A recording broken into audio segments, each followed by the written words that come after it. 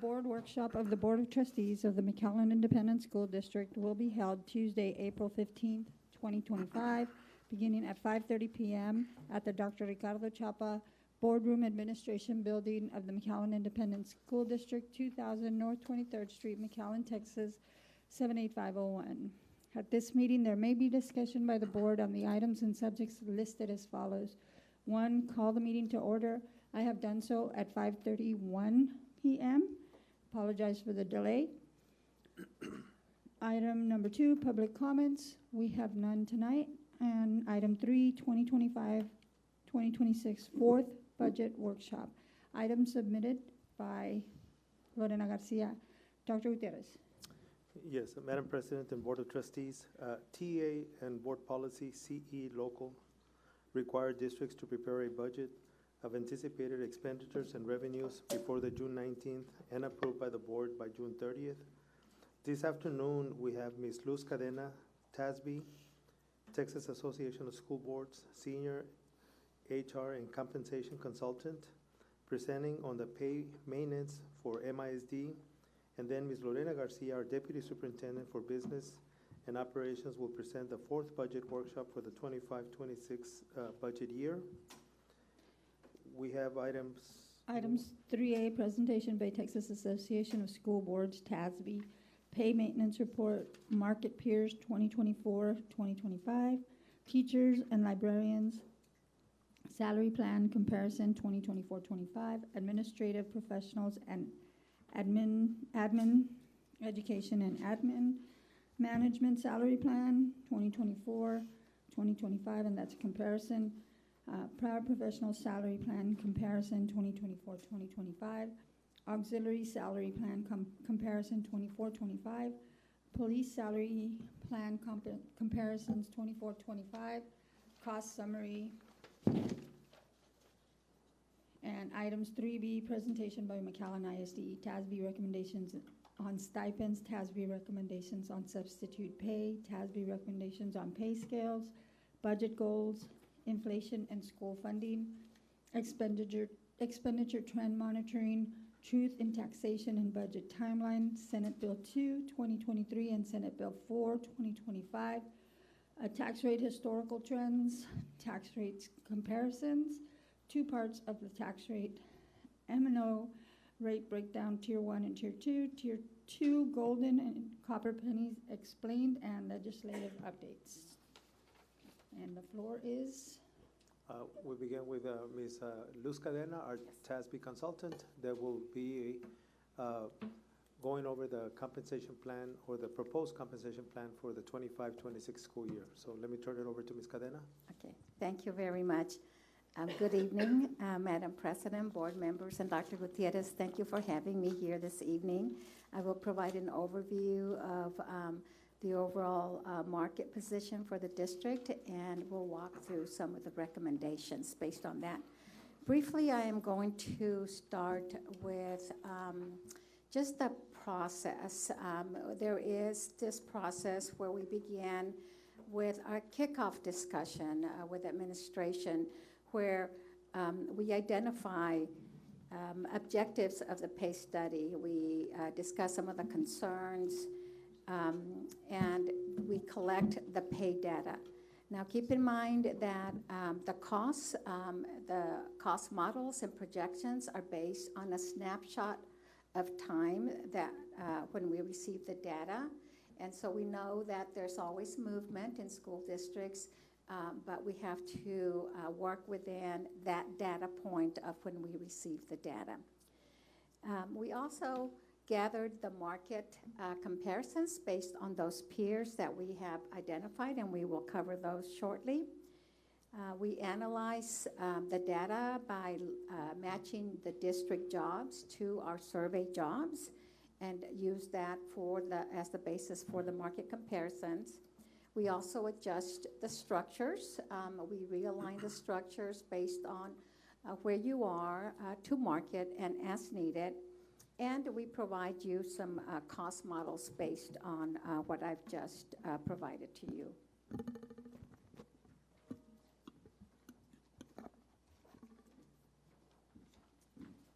I'm going to talk a little bit about pay system objectives because it's very important. The district has a market-based pay system. And so the objective of this strategically designed system and well-managed pay system is to support the district's HR goals to recruit quality employees. And that is achieved by ensuring that pay is competitive, reasonably competitive with the peers that you compete with for talent. We want to ensure that jobs are placed within the pay structures based on the level of skill, effort, and responsibility of the position and the market value, and not on the incumbent, but it is the role of the job and those complexities associated with it. Ensuring that you're able to retain employees by rewarding the employees, providing regular pay increases that mirror what your peers are offering so that you match your competitors, and also making necessary adjustments to keep pace with inflation and the market, since the market does move even in times of downward economy. Controlling costs by staying within resource limits, ensuring that your funds are spent wisely, and that you continually monitor your system to determine if the district is paying too much or too little for the jobs. Then I'm going to just briefly cover market pay strategy. Since I did mention this is the pay system that you have. You have a pay system that's driven based on market. And so the goal of this market-based pay system and pay strategy is to pay employees within this defined range of market rate. As you'll note here, 100%, that is the target rate. That also reflects the midpoint value of pay structures. As we realign your pay structures, our goal is to try to get you as close to that, or maybe even slightly above, as we restructure your pay plans and set those midpoint values towards those target rates of pay. In this illustration, we can see that pay can be within 9 to 10% of market, depending on someone's experience level in the position.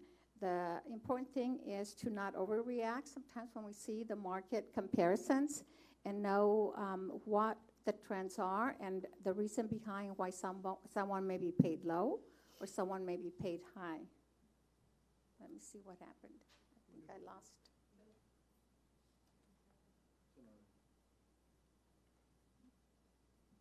Go back. We'll get back to the slide. Okay. Thank you. All right, so we're going to move on now to actual market comparison. That was kind of our Comp 101. We're going to look at the market peers that we have identified to use in the comparison. We have 11 area school districts. 2 of these peers did not participate in our salary survey. That was Donna ISD, although I am working with Donna ISD. They just didn't complete the survey on time. And La Jolla ISD. We were able to obtain their teacher schedules and be able to use them in the teacher pay comparison.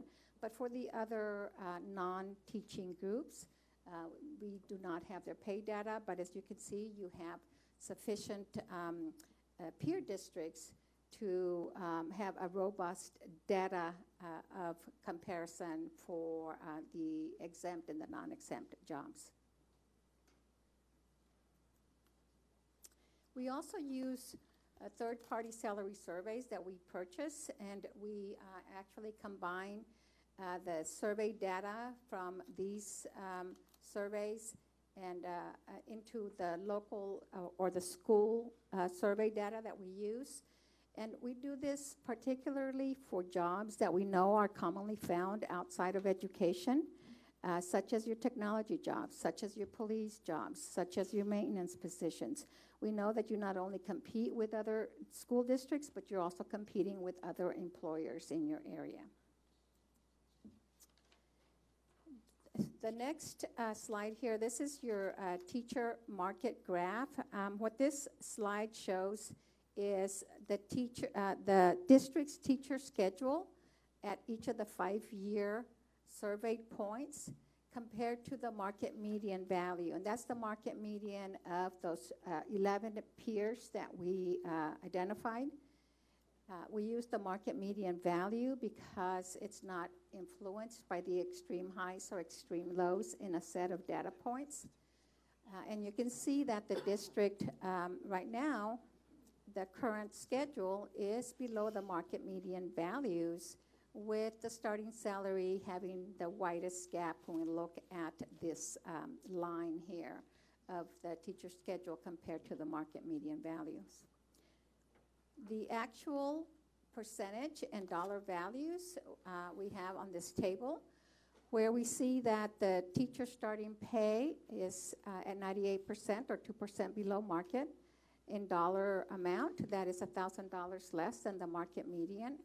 And then pay is about 1% below market across the other 5-year intervals. That's anywhere from $480 to $770 below the market median values. For your average teacher salary, pay is $1,202 below market. That is 2 points below.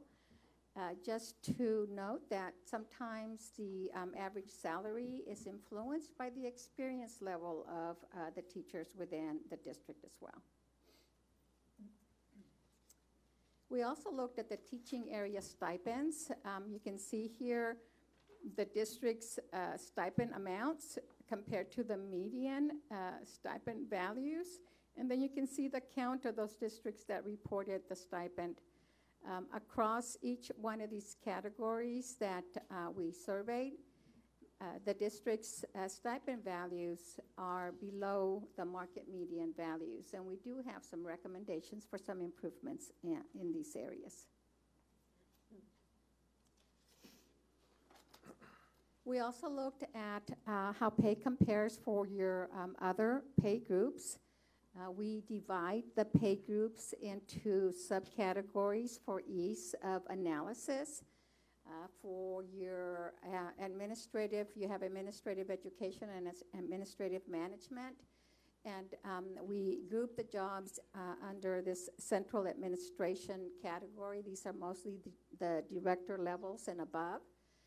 Pay is 1% below market overall on average. You may have some that are more below market, some that may be slightly higher than the 99% of market, but on average, we're looking at 99% of market or 1% below. The structure, so when we look at pay grade midpoint to market, that is looking at the structure that's in place, the current midpoint values and how those midpoint values compare to the market median values for those benchmark positions. And so that structure for these positions is at market. And there were 28 positions or district jobs that we were able to match to our survey jobs. For the campus administration and counselors, pay overall is 5% below market. And the midpoint structure is at 98%. It's slightly below what the market values are. And then for this group, we have 10 jobs that we were able to match. So these include your principals and assistant principals and your counselors. Then for the professional category, for this group, this is the largest number of district jobs in this group.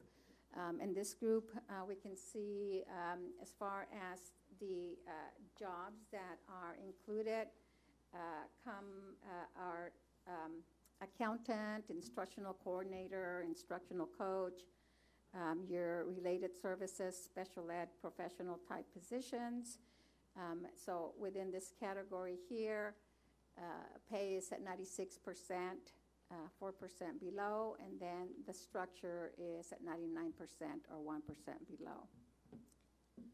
For your technology positions, we were able to match 6 of your district level jobs to our survey job. And for this group, its pay is at 94% or 6% below the market median values. And the structure is at 95%. And we're going to talk a little bit more about some proposed new structures shortly here. For your non-exempt So we also looked at these by the pay groups, your clerical technical support. So this is your clerical support positions. There's 22 district jobs that we were able to compare to our survey jobs. And pay overall for this group is at 99% or 1% below market. The structure is at 97%. That's 3% below. And then for the non-exempts, these are hourly positions, and it's very important to also look at the starting rates of pay, because hourly employees, as they're looking for positions and as you're needing to recruit, they want to know what that starting rate of pay is. And so we have the minimum comparison, and your minimums are 5% below on average for this group. As I mentioned, there's 22 positions that we were able to match. For the instructional support, you can see that this is the one group that is the least competitive to market of your non-exempt groups here. Pay overall is at 86% of market. So we're looking at 14% below. And your structures are at 93% or 7% below market. The pay grade minimums are 9% below for this. So we know that this one pay group really needs some significant improvements, and we have made that recommendation. And there's 6 positions here. These are your instructional aides for the most part. Auxiliary group, there's 20 jobs that we were able to match. Overall pay is 1% below at 99% of market. The pay structure midpoints are 3% below at 97% of market. And then the range minimums are 4% below at 96% of market. We also looked at your police jobs, and for this group, they are the second lowest as far as pay to market, trailing behind the instructional support group, and pay is at 89% of market. The midpoint structure, or the range midpoints currently for these jobs, is 10% below market, and then the minimums are 2% below. With Ms. Cadena, can I ask you something? Sure. So you, in instructional support, you only have 6, and in the police, you only have 3. Mm-hmm. But we have hundreds of, maybe hundreds, at least, in instructional support. And then the police, I'm guessing we have at least 50. Mm-hmm. Why is it that, we'll look at the police since you're talking about that. Why is it you only have 3? Is that just the high-ups, the chief, the what? No, so these are, for the police, these are the non-exempt. So it's going to be your communications, like your police dispatcher. Going to be your police officer, which is another title. So these are the titles. They're not necessarily the number of incumbents that we're looking at. So it's police officer job, police dispatcher, and sergeant for your police. And so that's not the number of employees, that's just the number of positions. So number of benchmarks is the number of job titles, yes. Good question, though. Great. Yeah, so you do not have 3 employees. Yeah. Okay. All right. So we're going to go with the recommendation 1.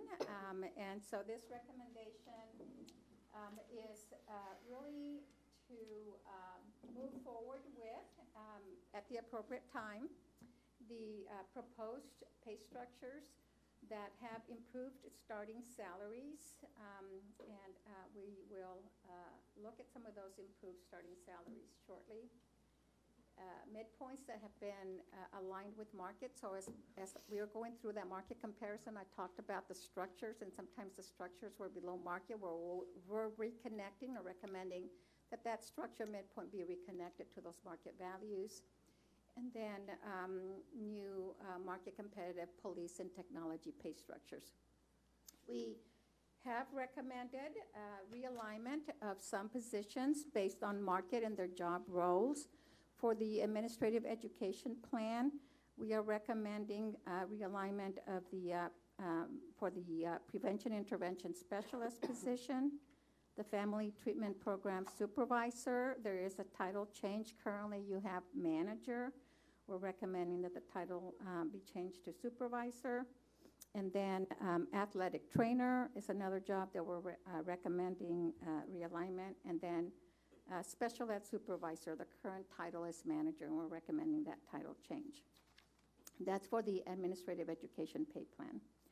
We are also recommending realignment of some positions on the administrative management plan.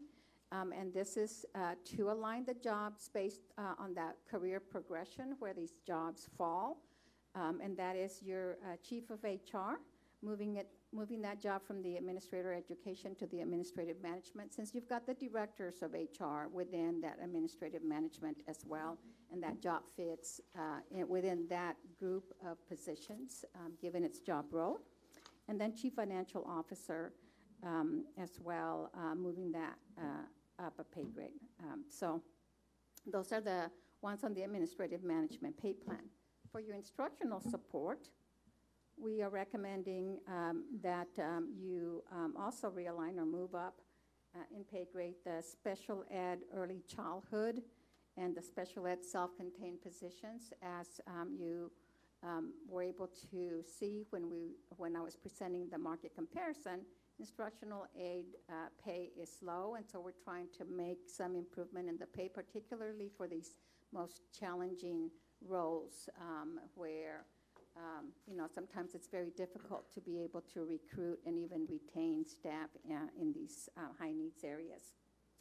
For the auxiliary, because we are recommending that you pull out the police jobs, these are your non-exempt positions, into their own pay group, because of the market being different for them, and to create that career path progression for that grouping of jobs, along with technology.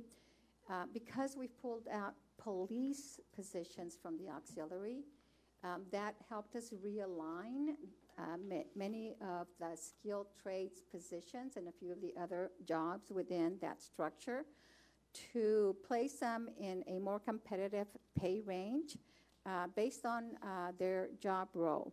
So we kind of restructured your auxiliary pay plan. Yes. And where can we find some of these more specific details that you're recommending? They're coming up. Oh, They're coming up with Dr. Canales. As soon as Ms. Cadena finishes, then we have a PowerPoint illustrations Yes. of that. cool. Sounds perfect. And then, as I mentioned, we did improve starting rates of pay. The improvements include the instructional support. You currently have a $13 an hour starting rate of pay. We are recommending $13.75 for your lowest pay grade. That's pay grade 1. That's a 6% increase to the starting rate of pay, and that should help the district to be able to recruit and hopefully retain your instructional assistants, because as we lift the lowest level or the lowest pay grade and that starting rate, then the other pay ranges are also adjusted and made more competitively. For your clerical technical, we're increasing the starting rate from $13 to $13.50 for that pay grade 1. That's a 4% increase. And then for your auxiliary, we're increasing that from $12 to $12.50. That's a 4% increase as well. Recommendation 2, we have actually three pay increase models, the 2%, a 3%, and a 4%. And that general pay increase based on the model is applied to all pay groups based on that percentage point. For the teacher structure, the GPI, or that pay increase amount, is calculated based on the market median salary within your peer group. And that market median salary is $62,301. And so we're going to take a look to see, well, what does that 2% equate to as an amount for teachers?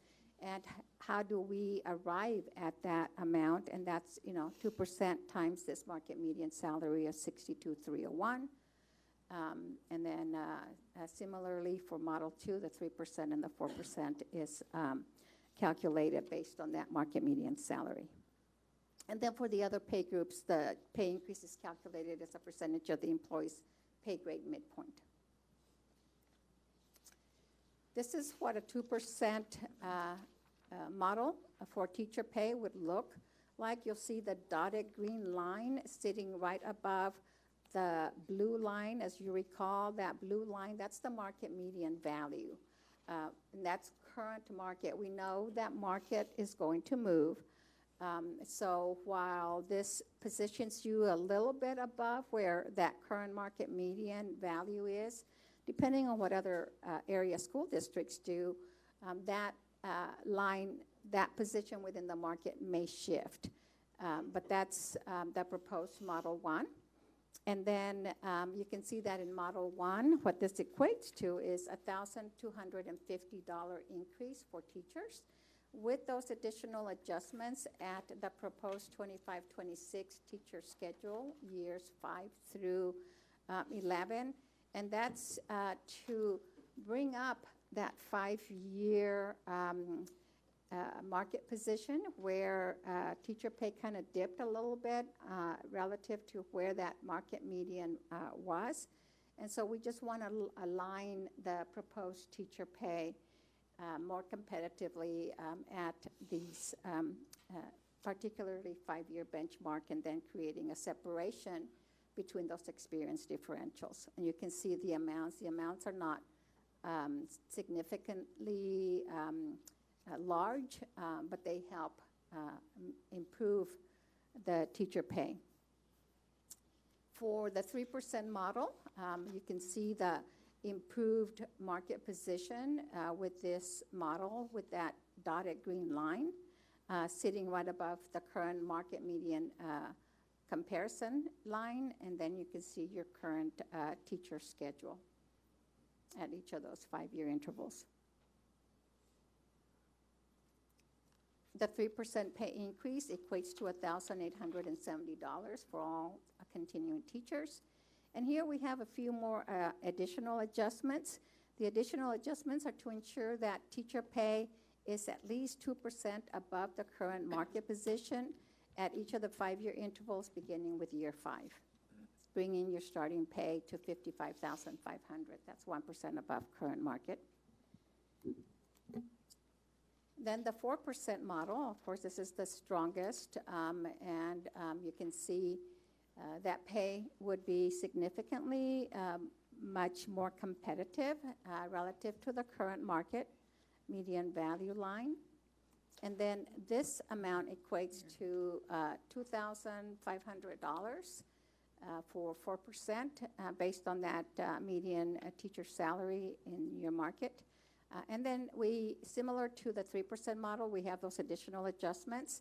And this takes you to 3% above market at year 5 and above, with a starting pay of 2% above current market of $56,200. Additional adjustments that we also recommend as we are adjusting your pay structures is to ensure that no one is paid less than 1%. So ensuring that employees are paid 1% above the new range minimums.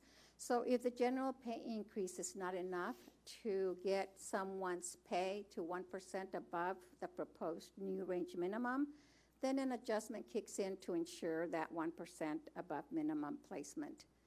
We have strategic adjustments for positions that are paid more than 10% below the new midpoint values in market. And so an additional 1% of the proposed structure midpoint is modeled to move pay of incumbents a little bit more through the range, since typically these positions are the ones that are more clustered towards the bottom of a pay structure or pay range. The teacher pay equity adjustments, these are mostly in your administrative, or they are in your administrative educator group.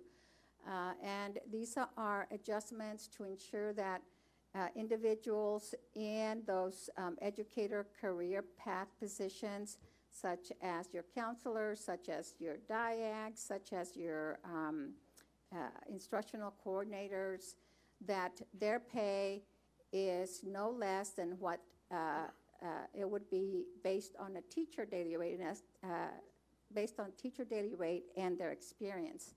We make an adjustment to that to ensure that they're paid at least 2% above what they would make as a teacher, given their experience, so that there is at least some promotional progression in pay as they move from a teacher category onto those administrator educator positions. And that's only specific to those positions where they are in that educator career path progression. And then placement scale adjustments. So these placement scale adjustments, basically we create a separation in pay between the minimum and the midpoint of the proposed pay ranges for your non-exempt employees. So we divide that over 20 years to spread the pay of incumbents based on their experience to alleviate the pay compression that occurs as we adjust the starting rate of pay. If we do not provide these placement scales, what happens is that someone who is making, let's say in the case of the instructional support, if we increase it to $13.75 and someone with 5 years is making already, let's say, $13.65, they may just go up to $13.75, but they have 5 years of experience. Someone with 0 years of experience comes in at $13.75. So this allows the separation and the movement of employees based on their experience so that there is some separation in pay. It's a small separation in pay. It's very costly to implement this, but it also recognizes that experience and values that experience and creates that separation across the range, minimum to midpoint over 20 years. So the other recommendations are the teaching area stipends, increasing those to align them closer to market and improve your position within your peers. We are recommending the subject area masters to go up by $500 from your current $2,000 to $2,500. Secondary math and science from $2,000 to $2,500. Special ed general resource from $1,200 to $1,500. Special ed high needs from $1,500 to $2,000. Bilingual from $1,200 to $1,500. And then ESL dual language from $1,700 to $2,000.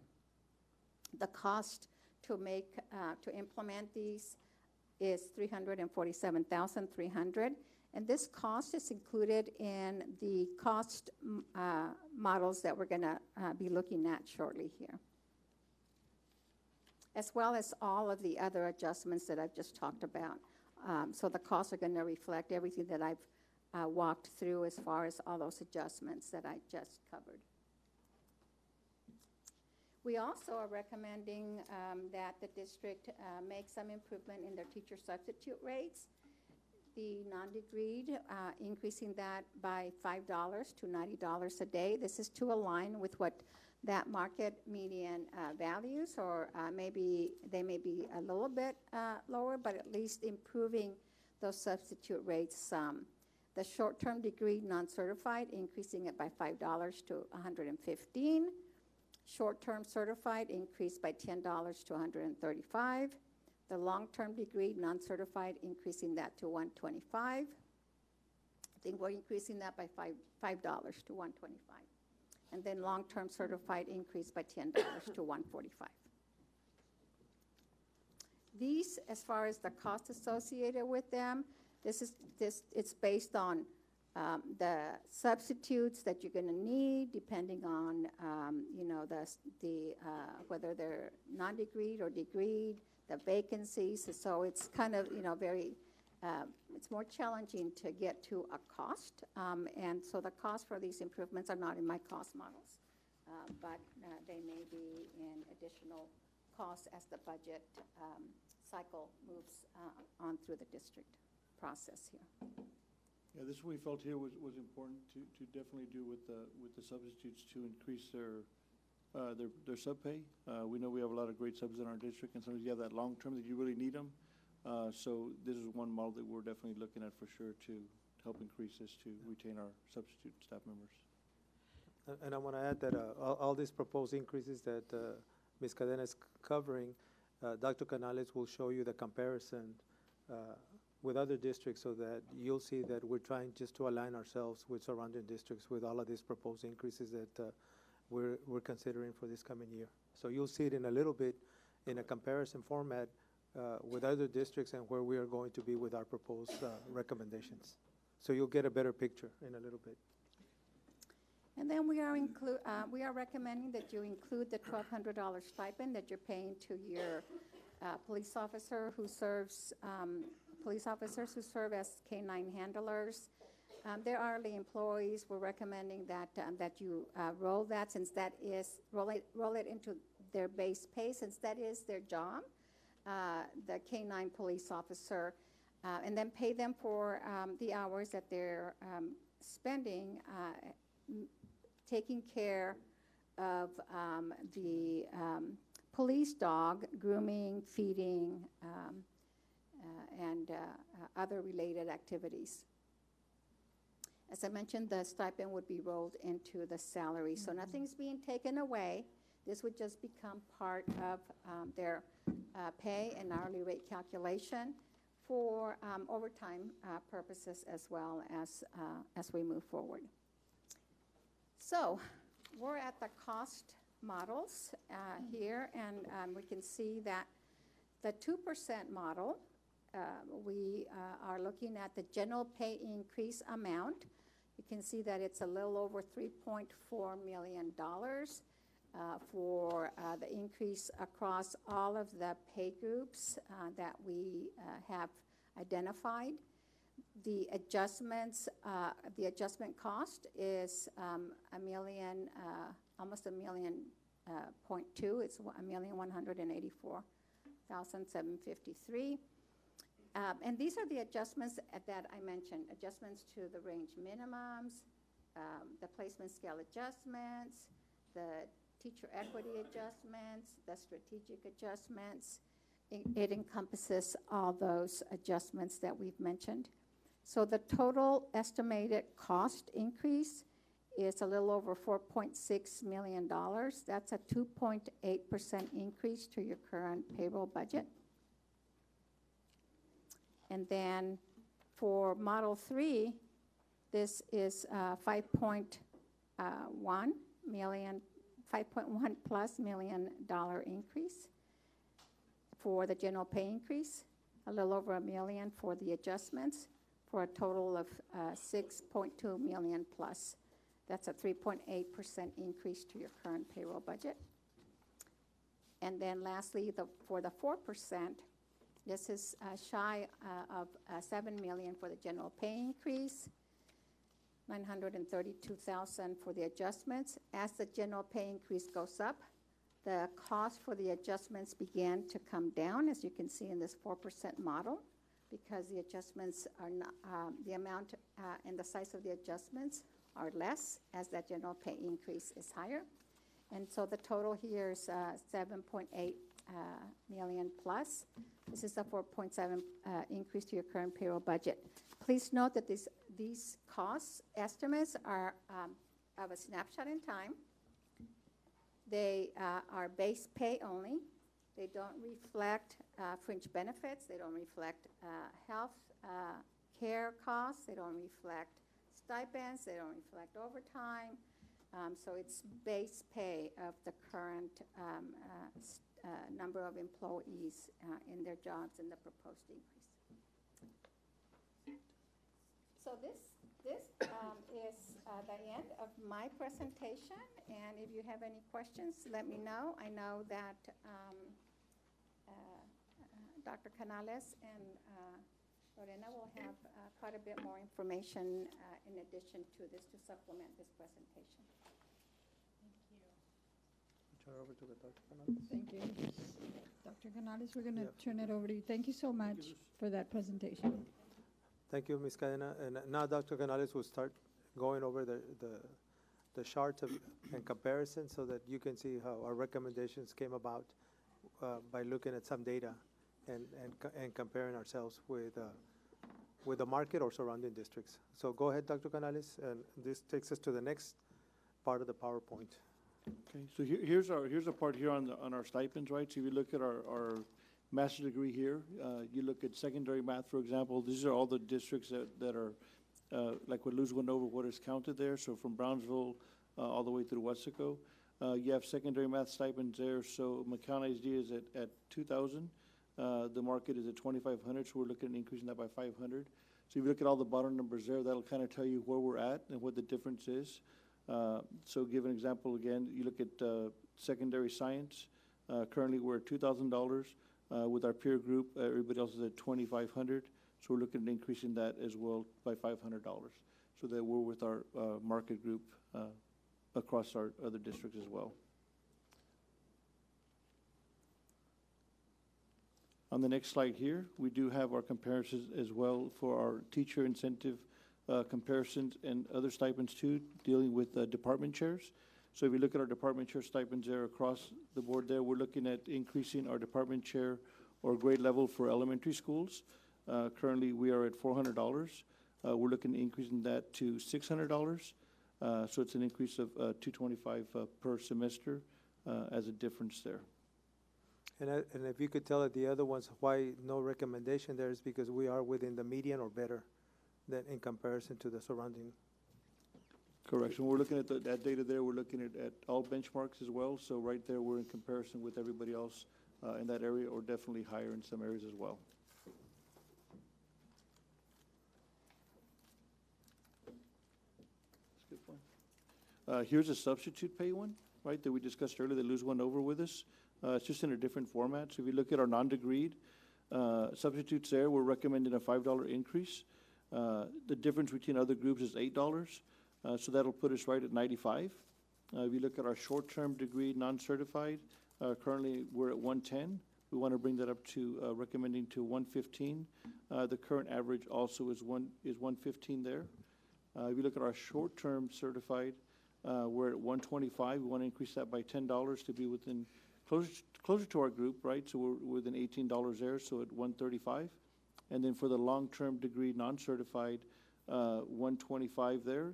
So we're just like $5 off. And then for our long-term certified, from 135 to 145.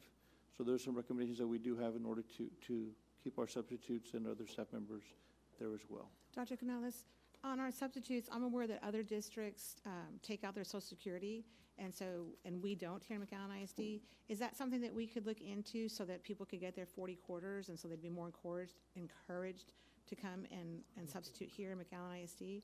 And I brought that up at one point, Yeah. and we were going to look at it, and I haven't heard back. I think we did. What was I don't think we could do that anymore. Do you? I don't recall looking at it for just substitutes, but I know we looked at it for other employees. The issue is that the district, it would increase the district cost because the district would have to pay a share into Social Security. It wouldn't just be collecting the employee share. But we can definitely, look into it for substitutes again. I thought that, because I know that when that came up, I want to remember that or recollect that I think that there was one or two districts that are doing that, but that other districts can no longer do that. I want to, let me look into it, but Okay. we checked into it.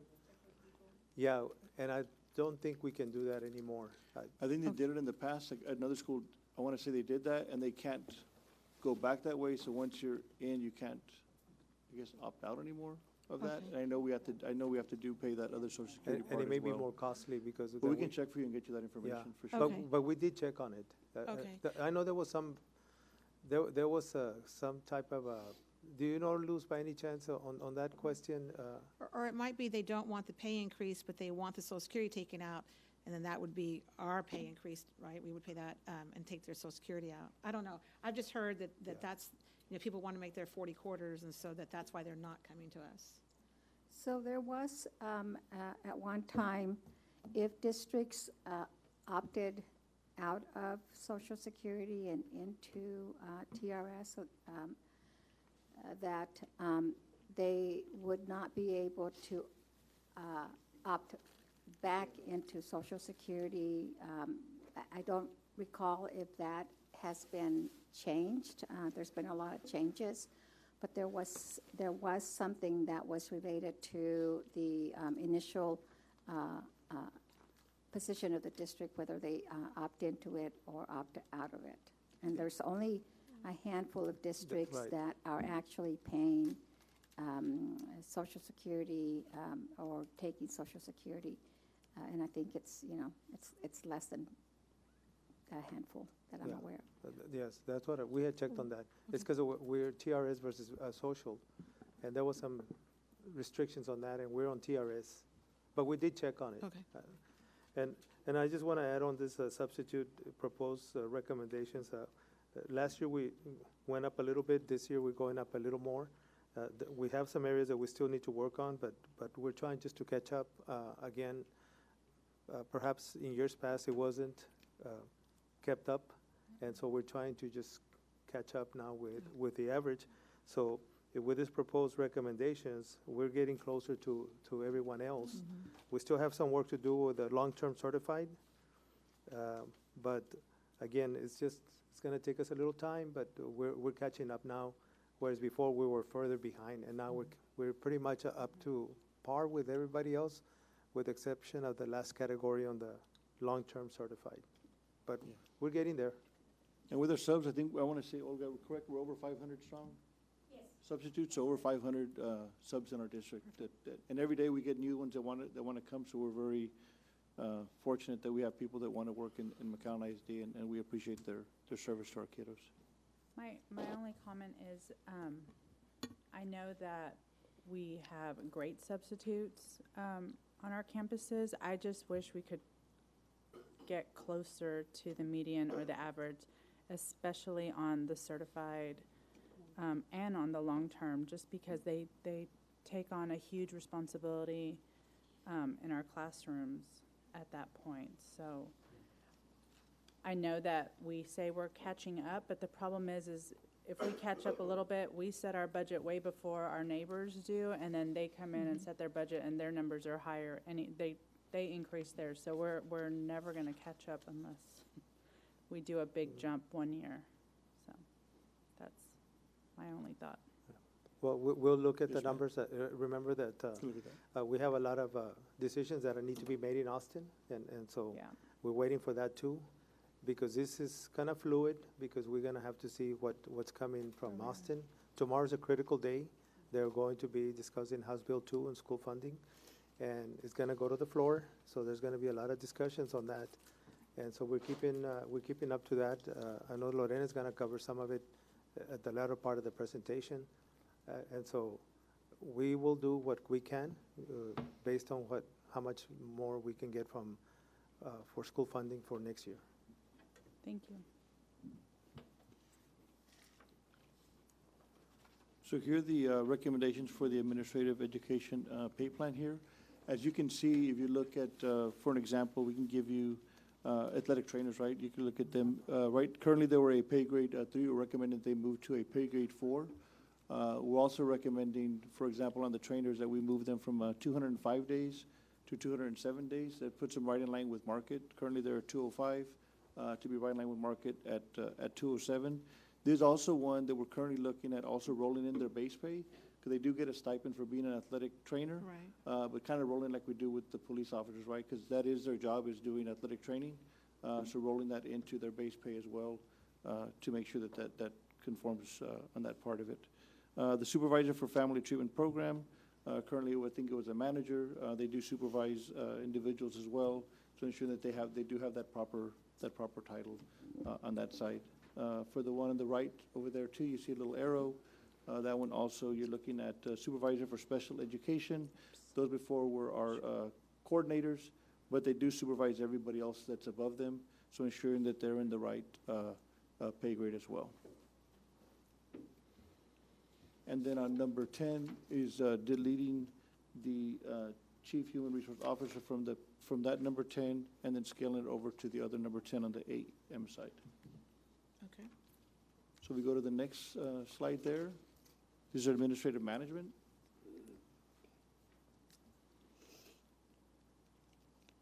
So currently, the only two changes on this slide is the chief financial officer, and then sliding the one from AE 10 over to the AM 10. I do want to say, and Luz, just as a reminder, you see each one of them has the minimum, the midpoint, and the maximum. They've already been adjusted to reflect current market, right?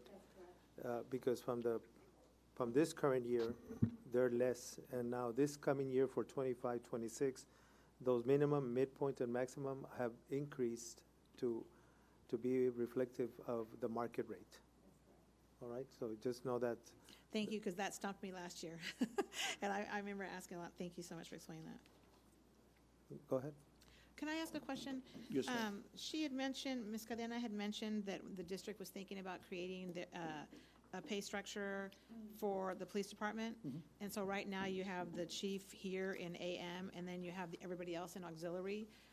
Are we doing that this year? Are we going to create an entire pay structure? Or are we leaving the police chief there this year and we're leaving auxiliary there? I Right now, that's think the coming chief up. is staying here, but for the schedule for the police department is coming up, Okay, as well as the technology is also coming up, because there are two separate schedules that are brand new, okay. to separate them and have their own pay grade, so that, you know, it would be better for Okay. everyone. Okay, thank you. So right there, one thing that we recommended was that, and by Ms. Cadena as well, was that we have a lot of technology staff, so moving out of that clerical technician part or auxiliary staff and creating their own pay scale. So this is the current pay scale that's being recommended, right here that you see up in front of you at the board there. Okay. So hopefully this now would also help us compete a little better with technology staff, because we tend to lose them because of pay and competition with the private sector. This would make it a little better, make it better to be a little more competitive, and hopefully we can retain more of our technology. So Correct. remind me, they're on 226 versus 187. Do they also get a stipend for extra days? No, right? They're just 226. It's just 226. Okay. Correct. So the next part here, you do have our clerical base pay, right? This one here, there wasn't any changes on this right here, so they remained the same.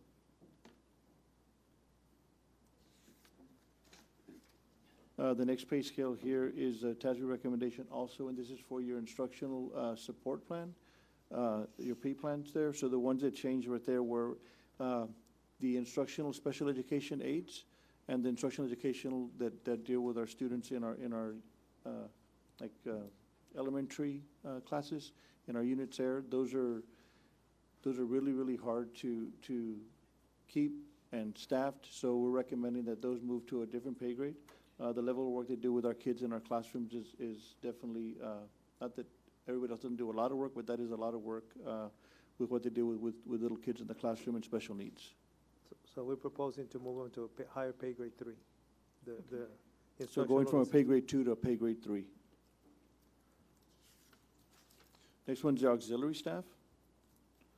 Right, this one you're gonna see a lot of arrows on your page, and the reason you see the arrows there is because, don't forget, technology was also in here, correct, Lorena? And so is, I think, technology, right? So, and police. So once we move those out into their own pay scales, this caused the other pay scales to shift up some. So you can see how that move was made there. For example, the groundskeeper will go from a pay grade 2 to a pay grade 3. Your head custodians from a pay grade 3 to a pay grade 4. So it caused a shift in everybody else's roles there. Yeah. But if you see all those arrows, everybody in this Yeah. group got moved up.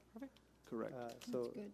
we're moving them up now, and it's a good. So that was the reason for those recommendations from technology and police, because they were all funneled into the same. So when you're hiring an officer or somebody, a technology, they all fall there. So it's, you can't, like, where do you place them? They got to be placed on the right scales. The next slide here, this talks about our recommendation pay increases here. So this is our new police proposal plan that we're looking at. So this is your communication officer, security, your police officer 1, the K-9 unit, and then the police investigator, special crime prevention, as well as your sergeant, right? And you asked earlier, Ms. Aliceta, about the chief, so they fall into the administrative management portion, and same thing for the captain.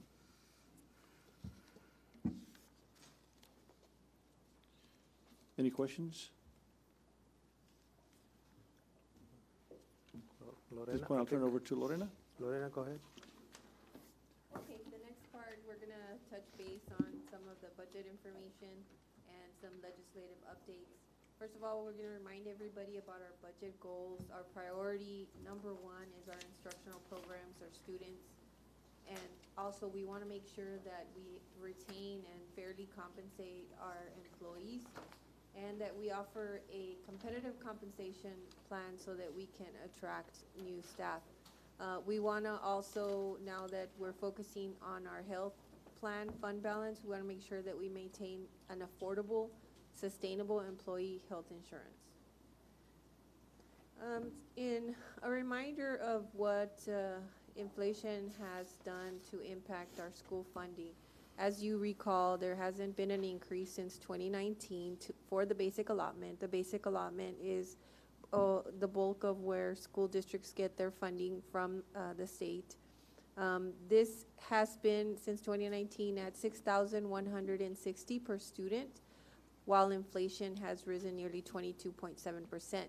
Now, if you look at the graph on the right, the green bar shows if 2024 basic allotment had been adjusted for inflation.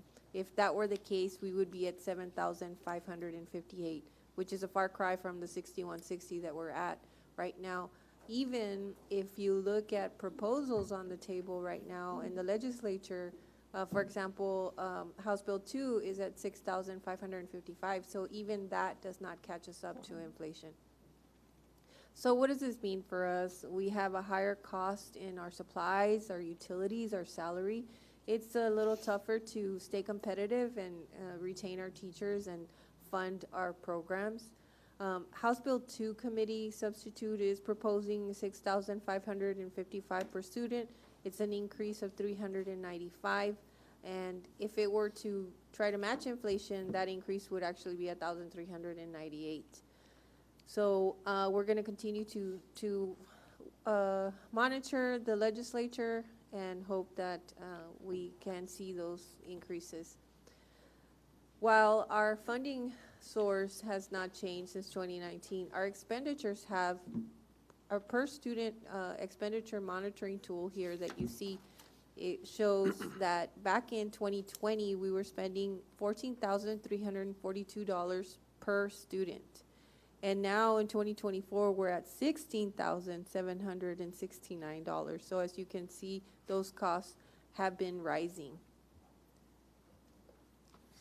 Now we're going to jump over a little bit about taxes and truth in taxation and our budget planning timeline. We are currently in April. One of the things that we're waiting to hear from is our Hidalgo County Appraisal District, so that they can provide us with the preliminary property values. These will come at the end of April, and we're going to use that for our initial budget planning in May. So the district at that point would finalize estimated revenue and expenditures and work with the preliminary property values provided by the appraisal district. We would also submit the tax rate calculation. We would also work with Hidalgo County Appraisal District to prepare that. They're a partner for us in that process. A notice is prepared for the public. It's published in the local newspaper. This includes the proposed tax rate. This is also done in May.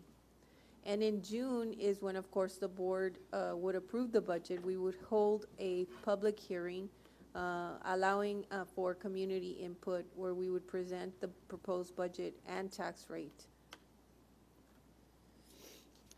And then the process continues in July, August, September, October, and January. As you can see, once the budget is approved, that's not the end of it. So last legislative session in 2023, there was a Senate Bill 2, that was signed into law that raised the exemption from $40,000 to $100,000 for homestead. This legislative session, Senate Bill 4 is being proposed now in 2025 that proposes to raise the homestead exemption from $100,000 to $140,000. If you recall, when this happened, the past legislative session, the district had to send out 2 different tax notices, and it did create some confusion with the taxpayers because they thought that they were getting taxed extra, when in fact what it did is it was exempting more of their property. It does lower the district's local property taxes, but we do maintain the comparable state aid to offset that because the state will hold us harmless from decreases as a result of that law. Now, if Senate Bill 4 does pass, then that homestead exemption would go from 100,000 to 140,000, and we would simply comply with that new law. And we may have that again, letter that is going to be sent again because appraisals already went out. I know some of us already got it. Yes, we do. So, yeah, so they're already out there. So if this passes, then they're going to have to resend another letter. And hopefully it doesn't confuse the taxpayer, but all it is that the homestead exemption would be better for them now and pay less taxes, but it does confuse the taxpayer to get another statement. And so it looks like it may happen again. Yeah. Just as an FYI. So, Ms. Garcia, would you say that, I mean, I know you say that we are held harmless and that the state covers the difference of what that increase in the homestead did last year from 40 to 100. Are we, I mean, do you feel that we have collected from the state what we would have from the property owners? As far as, there is a scenario where there would be a funding gap, and it's possible that we could see that, and that has to do with the local values as opposed to the state comptroller values, the difference in that, because the state will fund you based on those funding formulas, so that could affect that. So there are possibilities where there is a gap in state funding that we may receive. But for the most part, the intent of the state is to provide a whole harmless where they make us whole. Of course, we always appeal. We always appeal those property values and advocate so that we can get the most state aid. Okay, thank you. And then this chart is a reminder of our tax rate historical trend. As you can see, the green line shows the total tax rate. Our tax rate is made up of two components, the maintenance and operation, which is the blue line, and then the entrance and sinking, which is the orange, and it has been going down over time. This chart shows where we fall in comparison to other districts in Hidalgo County, and we're in the top part of the lower quadrant. And some of these districts are a little bit lower simply because they have not done a defeasance. There are two parts to the tax rate. There's the maintenance and operation, which is pays for district's expenses such as salaries, utilities, fuel, contracted services, and it is set with tier 1 and tier 2. Tier 2 is enrichment, and tier 1 is for the basic funding needs of the district. Fortunately, we are maxed out on our tier 2. Our interest in sinking is used to repay debt, and it ensures funding for construction, renovations, and other long-term capital projects. This is what it looks like if you were to break it out between tier 1 and tier 2. So the first level is the green, which is tier 1. That one's set by the state. They have their parameters on how that is calculated, and they give us the maximum compressed rate. Now, every year it has been compressed, which what that does is it reduces how much taxes we can collect. So the current rate is at 0.6650 for tier 1, and then the tier 2 is the next level. As you can see, tier 2 is made up of two different components. It's the golden pennies and the copper pennies. Something always happens with the network that the presentation goes. But our tier 2 funding is for enrichment purposes, and we have maxed out on those 17 cents.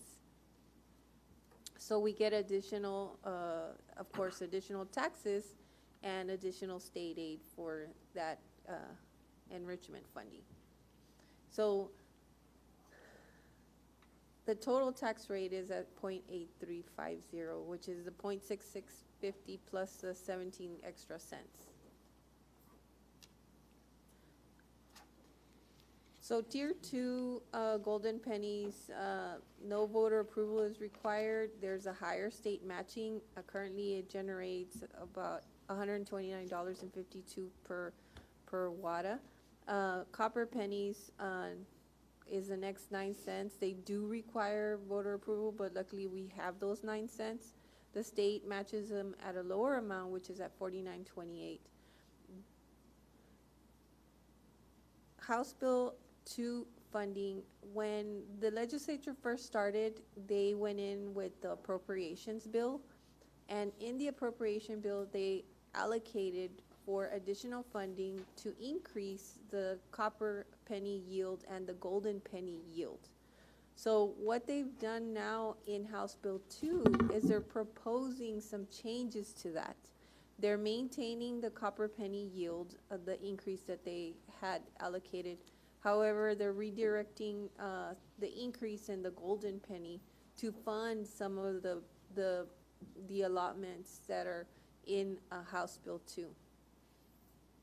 So what does that mean for McAllen ISD? Well, first of all, as far as state aid in tier 2 for golden and copper pennies, we get about $22 million from the state. But in another chart, we will share with you what those changes amount to. The legislative outlook right now, as it seems, this legislative session has the most bills from the House and Senate, as you can see in that green chart. The dark green bar is for bills filed in the House, and then the light green is in the Senate, and they're almost at 9,000 in the 89th legislature. So it's actually the busiest session that we've seen to date. Some of the things that they're looking at is changing the basic allotment, enhancing the teacher incentive allotment, increasing special education funding, pre-K funding, creating a new allotment for fine arts. Also, major consideration is vouchers, and that is one of the things that will be discussed tomorrow in the Public Education Committee. Property tax compression, of course, continues to be a hot topic for the legislature.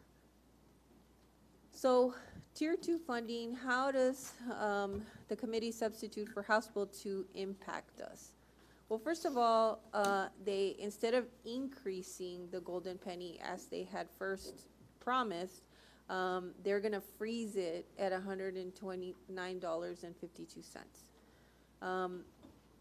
They're redirecting $800 million from those golden pennies to the basic allotment. So we don't necessarily lose it. It goes from one side of the equation to the other, but it would have been nice if it was on both sides of the equation. So the increase in copper penny, that one is still going to remain as proposed. It's currently $49.28, and that's going to $52.44. So for 25-26, we have some preliminary estimates. It looks like the golden penny state aid is going to decrease by $276,000. Copper penny would increase $636, so we would actually net increase of $359. Where it starts hurting is the following year, where instead of increasing, we are increasing in the copper penny, because remember that one they did keep. But the decrease in the golden penny is 1.8, so it's a net loss of 1.16. But then again, they're moving that money over to the basic allotment, so we'll see an increase there. So this kind of goes over some of that same information. The interest and sinking is used for debt repayment, and recently we did a defeasance which saved our taxpayers about $800,000 in interest payments. So our INS tax rate is 16 cents. Now moving on to a deeper dive into House Bill 2 and how does it impact us funding wise. For special education, they are proposing giving an extra $1,000 for every special ed evaluation. They're also looking at going to a model that looks at intensity of services. So that would actually mean a $1.6 million increase for McAllen ISD. Dyslexia allotment would be expanding that to students that would receive dyslexia-related accommodations regardless of their IEP. That's a $91,000 increase. The fine arts allotment, I got really excited when I first heard about it, but then when I saw that it's only $66,000, I got a little bummed out. The compensatory education allotment, that is a good increase. It's about a $2 million increase that they're proposing for us, for our district. For bilingual education allotment, that's an area that we do need the help financially. They're stretched as far as thin as they can go. So if House Bill 2 were to pass, it would be another $1 million increase. And for the teacher incentive allotment, they make changes such as adding another designation and increasing those amounts. For additional day school year incentive, we utilize that program. It would lower the non-ATSI days. Right now they're at 180 and we'd only have to do 175. Now they also are proposing adding middle school grade levels in addition to the current elementary grade levels. Pre-K, that's another area that they're focusing, and it expands the number of students that generate funding by giving a full day ADA to those that work with programs with Texas Workforce Commission, such as the daycares. So all the kids in the daycares would qualify for pre-K regardless of eligibility, plus we would get full day ADA. So it would be more profitable to seek more of these partnerships.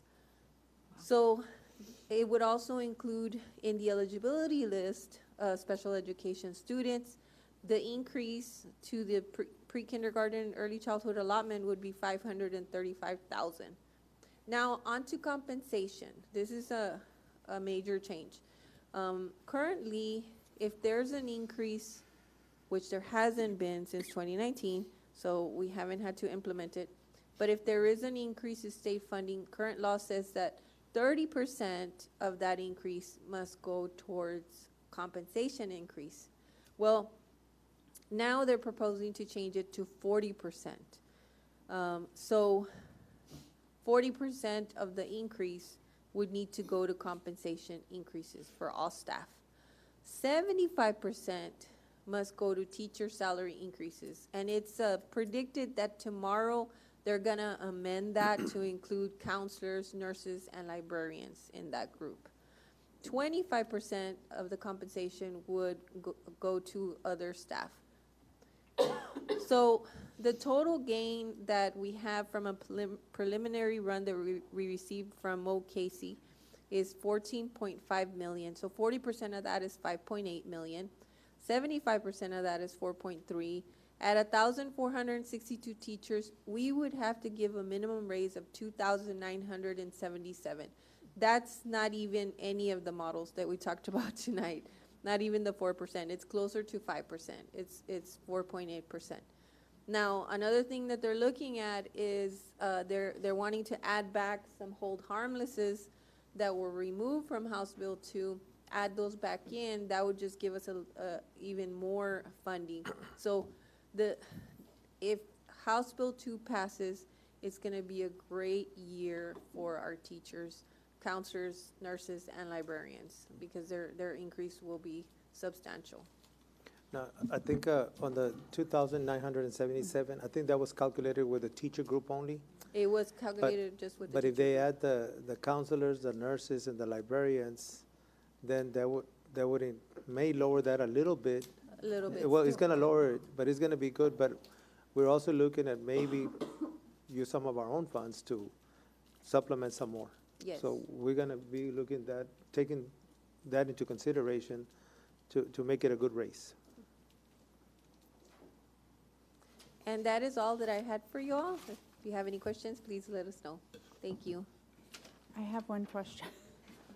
On the models that we went through, the 2, 3, and the 4%, the 2 was like 4.6, 3% was 6.2, and the 4 was 7.8. So the 4.8% is 29.77 per But the total, it doesn't go back to the 14 million, so it goes to, Yes. No. Well, from the 14 million, You carve it we out. would only set aside 40% and the then 40%, 75% of which is the that. 5.8. But in the TASB models, the 0.8 and all of that, that's because of the targeted adjustments. Okay, So like the 4% So now this- becomes a 4.8, right, but Okay. not necessarily everybody would get those same Right. adjustments. okay. I'm just trying to put my head around that number. And So then it- to if- the 2,977, we would have to add the adjustments. And what about, the benefits and all of that was not included It in does that? not Right, it include was the only fringe base. benefits. So if we can contribute to the 4.8, and then any other changes that we make Mhm. during this budget, then we can have just trying to have a number in my head. Yeah. Okay, thank you. So in that, trying to have a number in your head, if we didn't have House Bill 2, if we didn't have that money coming in, what would we be recommending right now to have a balanced budget? Like, what are our resource limits, I guess, right now? If, not depending on that, so, because that's not gonna happen, and we're not gonna be able to change that until August when we come back. So in June, when we're voting on the budget, what's gonna be the recommendation? Because we keep hearing 2, 3, and 4, but what's our limit? What's our resource limit Well, to be balanced? Right now, we haven't balanced because we haven't, we're working with human resources right now in order to transfer the data onto the staff planning module, which takes a lot of work to do that.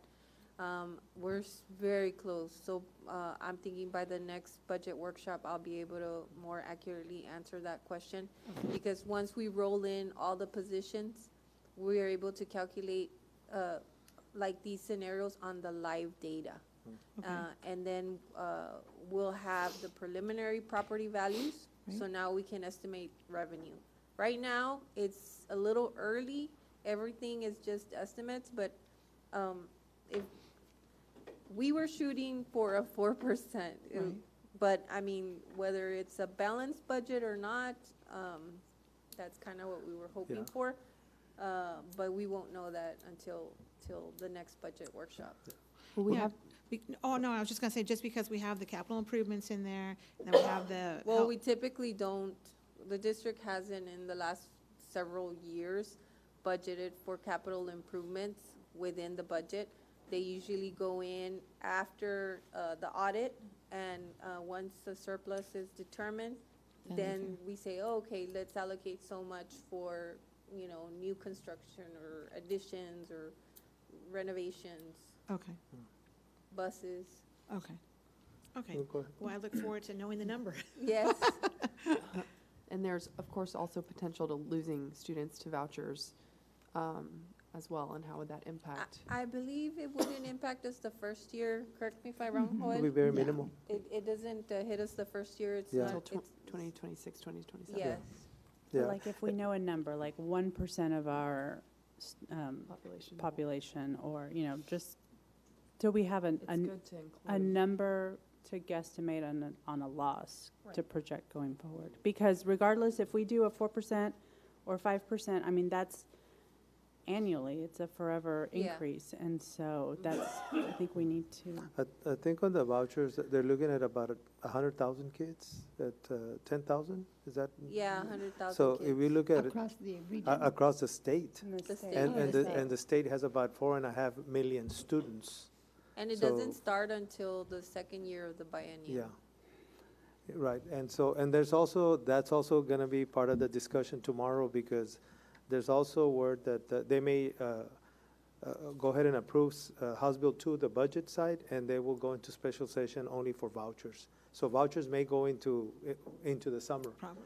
That's what we're hearing, that's the latest, that they want to handle the finance, because some of us have a budget due in June, and so they want to handle that first, and that's the discussion tomorrow, starting with the House on the floor, and then vouchers will be a special session later in the summer. To go back to not knowing, and we may not know by the time we we need to approve the budget in June, we can always approve a budget in June, contingent to making an amendment to salary increases based on what the legislature decides. So it's not uncommon for districts to do that, like ourselves, that we are dependent on this session to be done by June. Who knows if it's gonna be done by June, but in the event that it's not, and they haven't made a determination on salary increases, then we can approve a budget pending an amendment for salary increases as soon as we get the final numbers from the state. I just particularly like the 4% because what it does to the teachers at 10 years, 15 years, and 20 years, it adds such a difference to that group versus the 2%, it doesn't add much to that group. It's more of the 1 to 10 years, so I'm really It puts looking everybody forward. way over the top Yeah, in comparison to surrounding Mhm. districts. And Mhm. so that would be, a good thing to have, is Yeah. to be over now first in salaries and not last, or. be nice. And I then like just it. going back to vouchers, I think there's like some confusion on some of the social media pages that I've been reading. Some of our families talking about vouchers for charter schools. Vouchers are for private Private. schools. Charters are public schools, public Also entities, for homeschool. home There's a schools, provision correct. for homeschool. So I think there's a confusion amongst some group of people that vouchers and charters are, that's where we're gonna lose our kids to. So I just wanted to correct that. There's a few new private schools popping up. I saw a couple on social media, local, that have started the process of, or already been vetted and are going to be private schools. So we can expect some of that to happen too. And this school board, nor the city, we don't have any control over a private school opening within our boundaries or a charter No. school. So I know that was another confusion, that we're gonna allow charters, or the other rumor I heard was that we're selling road to a charter, which is ridiculous. So I just wanted to clarify those. No, all the private schools, charter schools, they have to go through a lengthy application process with the Texas Education Agency. And it's not a very easy application process. It takes a lot of time, a lot of data that they need to collect. And my understanding, it usually takes over a year just to get through and get approved. And so it's a lengthy process. It doesn't happen overnight. Well, we'll see. Thank you so much, Very well team, said, for Trustee De La today. Garza, very well said. Thank you. This was a great presentation, very Thank you. easy to Thank you so understand. much. Well, it was complicated, but still easy. And I think Ms. Cadena left, but that was a great Yes. presentation too. Yeah. So, thank you, team. Thank Do we need to adjourn? I think, can I get a motion to adjourn? Motion to adjourn at 6:53. I have a motion from trustee De La Garza Lopez and a second from trustee Regalado. All those in favor signify by saying aye. Aye. All those opposed signify by saying nay. Motion passes 6-0. At 6:54 PM, we are adjourned.